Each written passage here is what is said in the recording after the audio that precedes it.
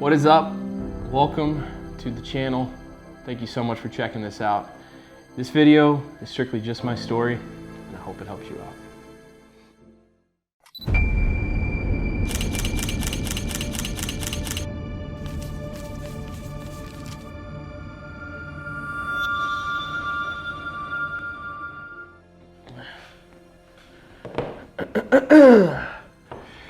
So, as you guys can tell, I'm a photographer, I'm a content creator, I'm the mastermind behind HPG Media, and life hasn't always been so easy, and I felt like it was time to finally tell my story. So this is it, and welcome to it. I hope that it helps you. Now, I want to take the structure of, I have to ask myself these questions to be able to tell you my story, and part of my story will explain why I feel like this is the process that I've got to follow. So let's go with question one.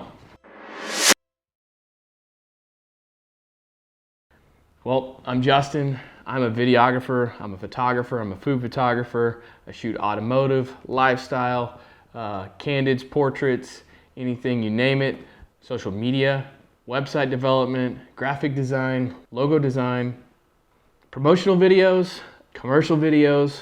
I'm sure there's something I'm missing out, but you get the idea. I love to create content. It's in my drive. It's what I do. It's what I love to do. It's what I feel like my purpose is here on this earth, is to help create content and help others. Most of the content that I do create is for other people. It's for other organizations. It's for their businesses and their marketing purposes. So I just love to help people. I do all that stuff because I feel like over the course of my career, I started this when I was 12. I started doing all this stuff whenever I was 12 years old on some sort of professional level.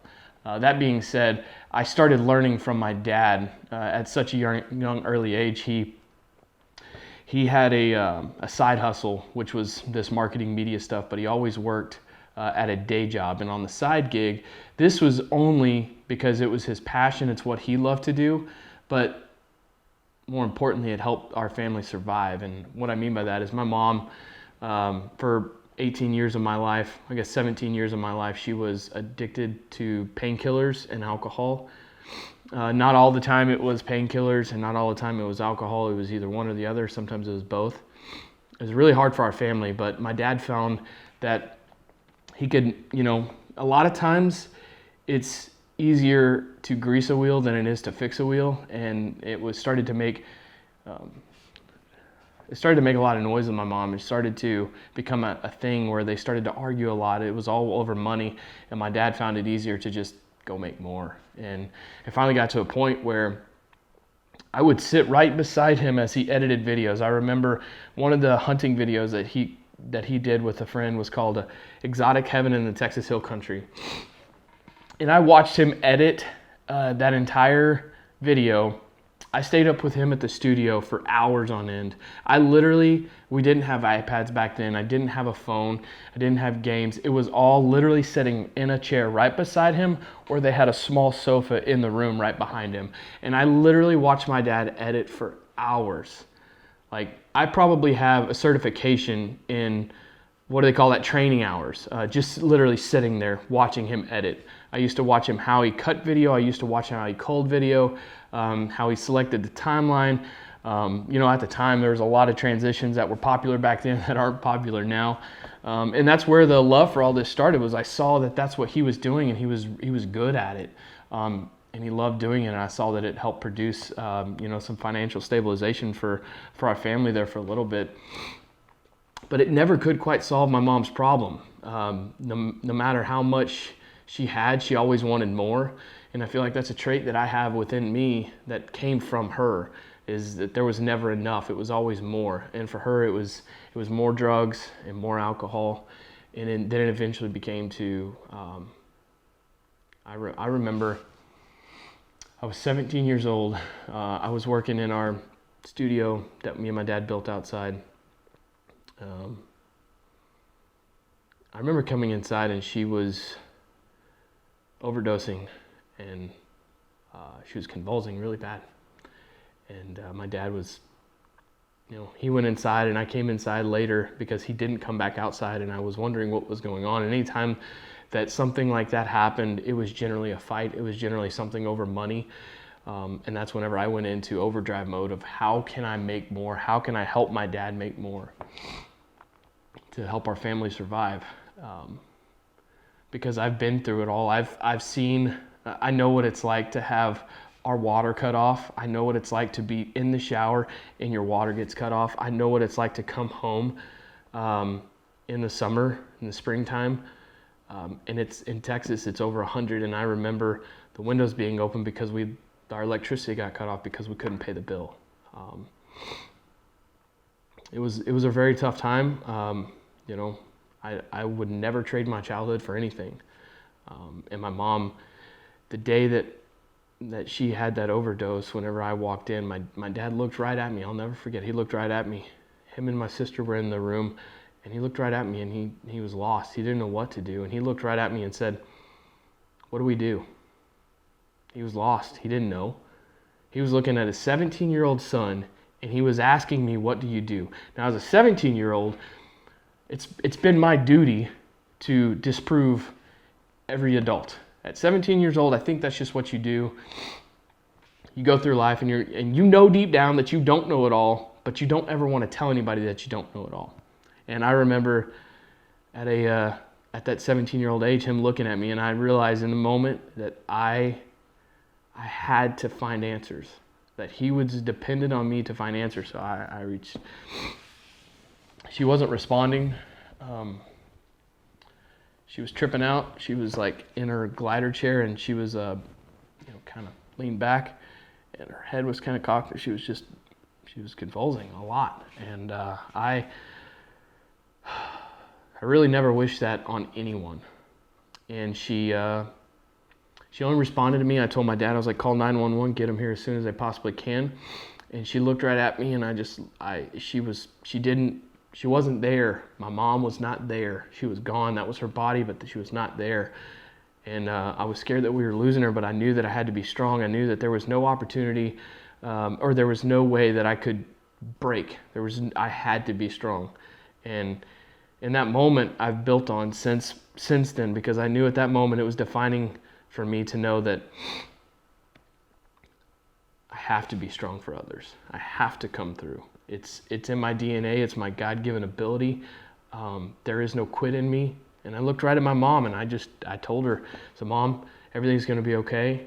You're safe. We're going to get you taken care of."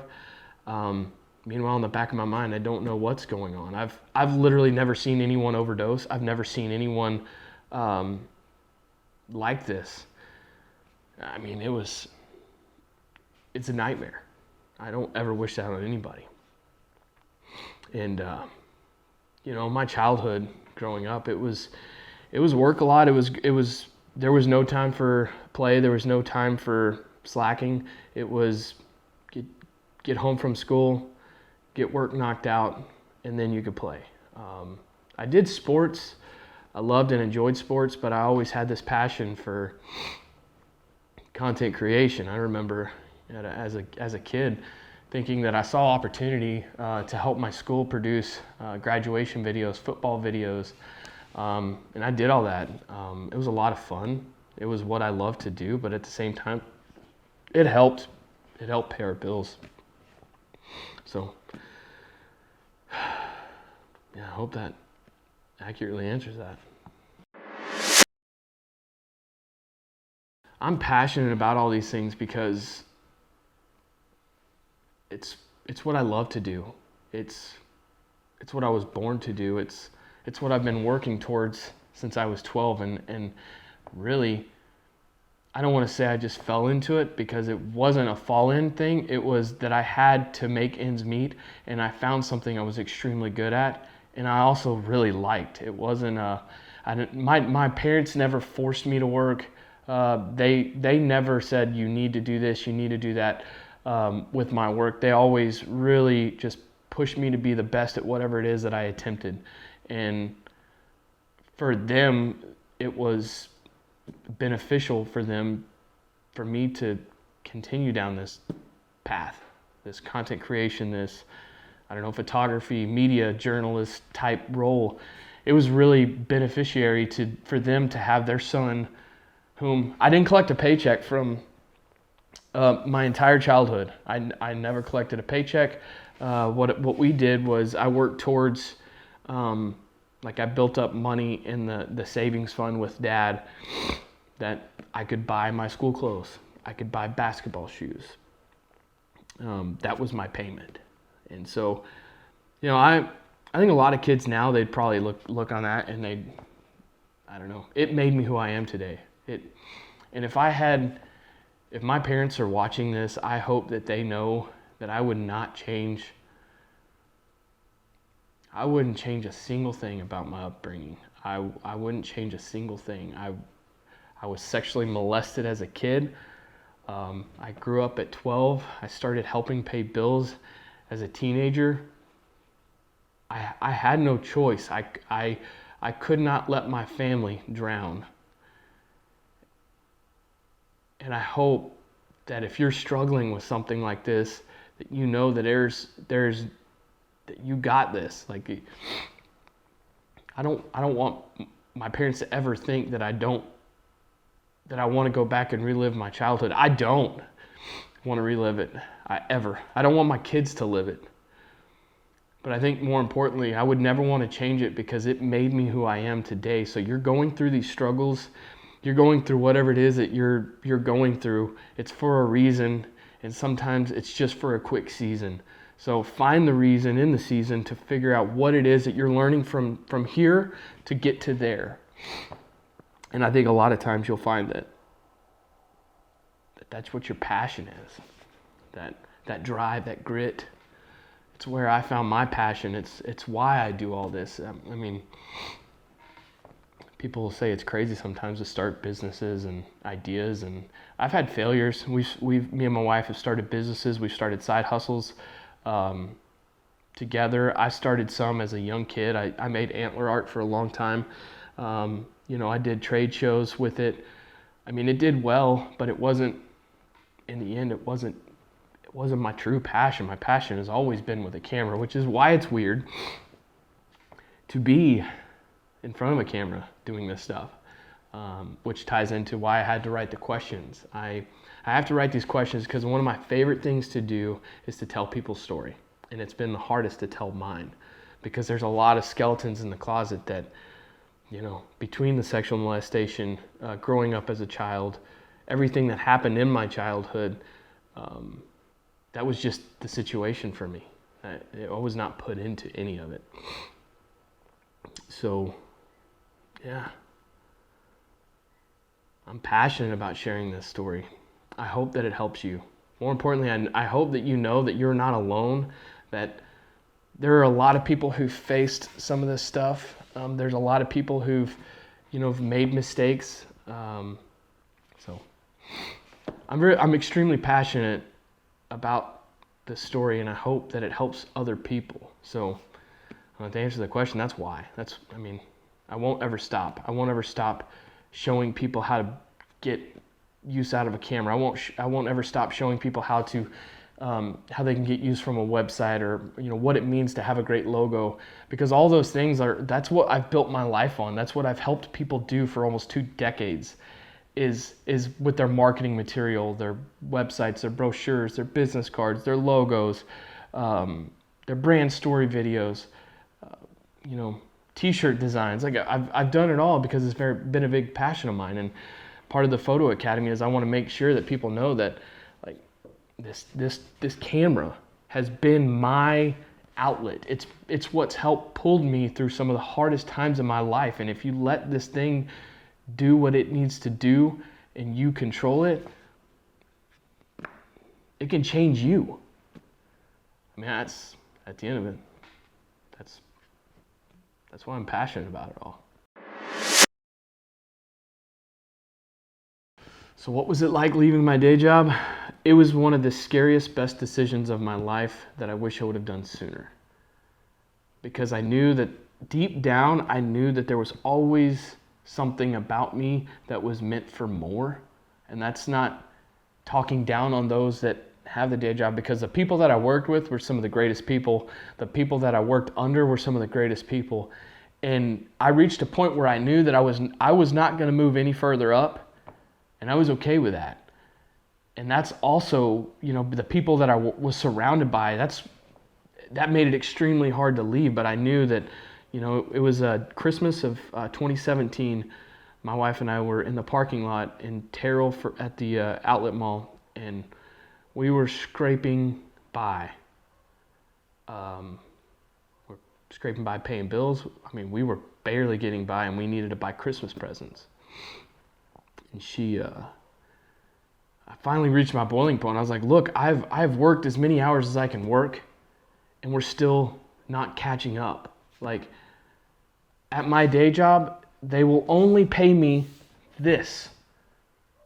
I know that my time is more valuable, and this is not where I'm supposed to be. I have this calling. I have this. I need to do this, and I've been very, over the course of my life, I've been very lucky that I know what that calling sounds like to me. Like, I know the voice that says, move. I know the voice that says, now. And whenever I don't listen to that voice, it always comes back to me, and I always get back to that point where I hear it again, and it's even saying, did you not learn from last time? Now. And, so what was it like leaving my day job? When I turned in my notice, it was one of the hardest things to do, because I remember looking at my boss. His name is Mark. Such a cool guy. And whenever I was talking to him, I told him what I was going to do, and he did not seem shocked, didn't seem surprised. He knew something was going on. He had seen a shift in me, and he was just like, he's like, you sure? I said, yeah. He said, well, we could really use your help an extra 2 weeks. My last day was supposed to be the day I turned 30. That's what I wanted it to be. And he asked if I could stay on another 2 weeks, and I said, man, I've been here for 5 years. Everyone's been great to me here. I have no reason to bail on you guys. He said, yeah. And then maybe after that, we'll talk about hiring your company for some video work we're looking for. And I was like, all right, that'd be awesome. I had a small monthly retainer client, but that wasn't even 1% of our finances. My wife worked a full-time job, but she barely, for having a bachelor's degree, she didn't make anywhere near what she should have been making. And she worked at a styling company. So, we were capped there. All the health benefits were on me. So I knew that there were things that had to be in place. And whenever I told my wife that calling happened and that I must do it, it was scary for her. But I feel like the reward has been great. Over the last 2 years, I've been able to help so many more people. This is what I'm supposed to be doing. It's my passion. It's what I do day in and day out. And I encourage you that if you have that calling, if you have that thing that we're meant for more, don't be afraid. That's placed on your heart for a reason.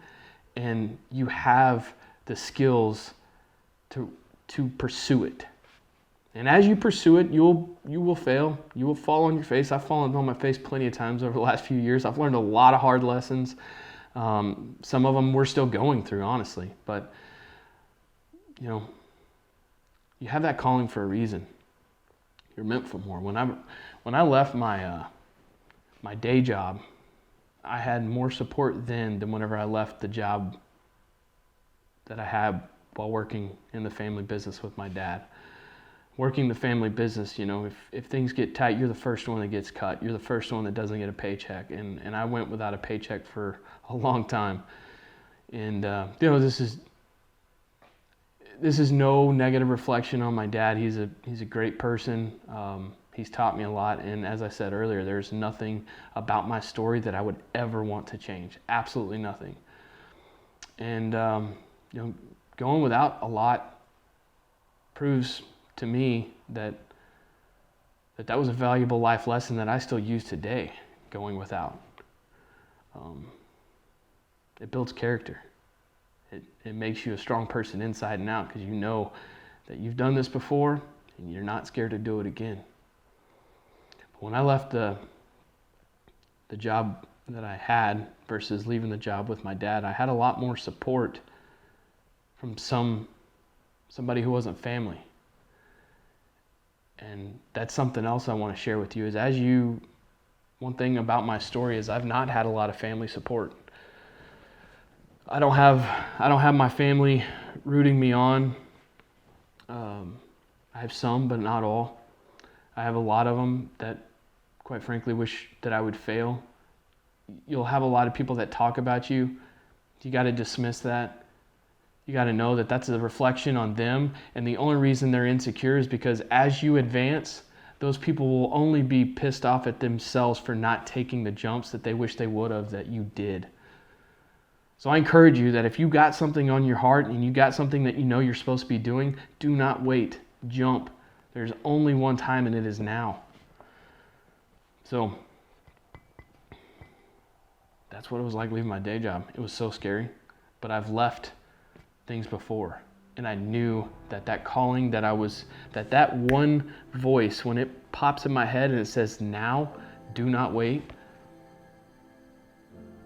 you got to listen, and you got to get good at listening to that voice. It will teach you a lot about yourself. It will teach you that voice inside your head is telling you that you are ready, more ready than you think you are. It pretty much sums it up, and that you have a very, very strong chance in life that you will face rough roads, that you will face under construction zones, that you will face traffic in life on this road, and sometimes it will seem like you're headed on a one-way road and they're all headed at you. The only thing I can encourage you to do is just continue to push forward. I've worked with some amazing companies. I've had my work published all around the world. It's been an awesome ride, and it wouldn't have happened if I just sat there, if I didn't pursue it, if I didn't chase it.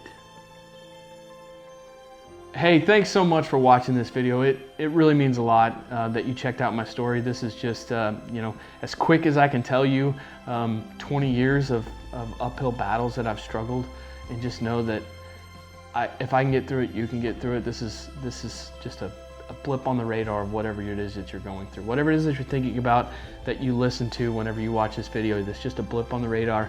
You will get through it, and you will make it out on the other side even stronger. Hey, listen, please subscribe, turn on that bell. A lot of this stuff in the channel is going to be, it's all going to be positive. Number one, always going to be positive. That is who I am to a core. This channel is going to be really geared towards, I work in Adobe Photoshop, Premiere, Illustrator.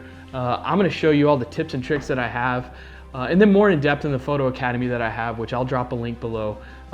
That is going to be something, that's where you can learn more tutorials. That's where you can get like nitty and gritty, and we have a private Facebook group that will be attached to that membership. So if you want to, check that out below. But thank you so much for subscribing, hitting that bell, and I hope to see you again on the next video.